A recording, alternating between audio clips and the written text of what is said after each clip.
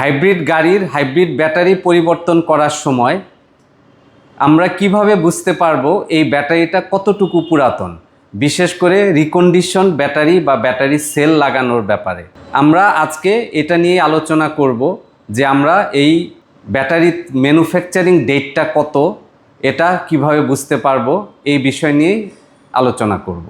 এখানে হাইব্রিড ব্যাটারির দুটো সেল আছে। এই সেলগুলোর উপরে এখানে ক্ষুদ্র ক্ষুদ্র হরফে 12 ডিজিটে একটা নাম্বার থাকে। এই দুটো সেলের মধ্যেই এখানে 12 ডিজিটের দুটো নাম্বার রয়েছে।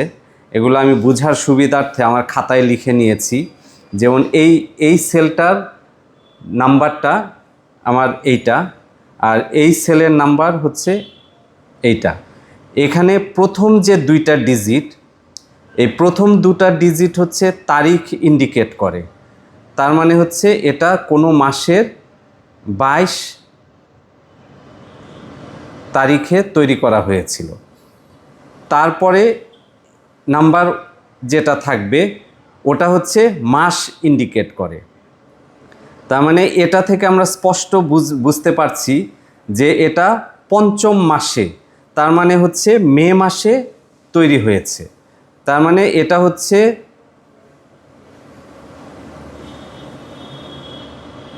22 তারিখ মে মাসের 22 তারিখে তৈরি করা হয়েছে। এরপরের যে লেটারটা আছে এটা হচ্ছে ইয়ার ইন্ডিকেট করে, সাল। এটা ম্যানুফ্যাকচারিং সাল।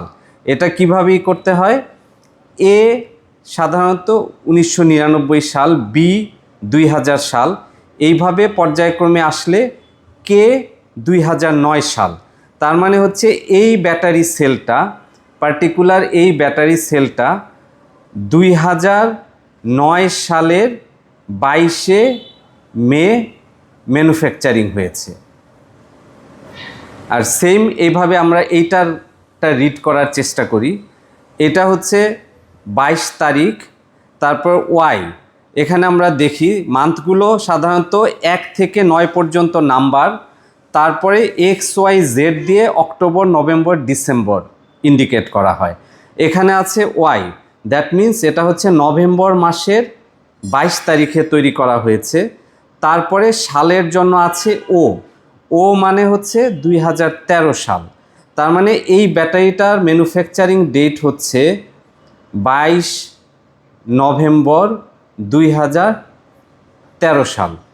আশা করি আপনারা ব্যাপারটা বুঝতে পেরেছেন। এখন হাইব্রিড ব্যাটারি সিলেক্ট করার সময়, বিশেষ করে রিকন্ডিশন ব্যাটারি বা রিকন্ডিশন ব্যাটারি সেল সিলেক্ট করার সময় আপনারা এই ডেট এভাবে রিড করে নিলে তাহলে কেউ আর আপনাকে ঠকাতে পারবে না।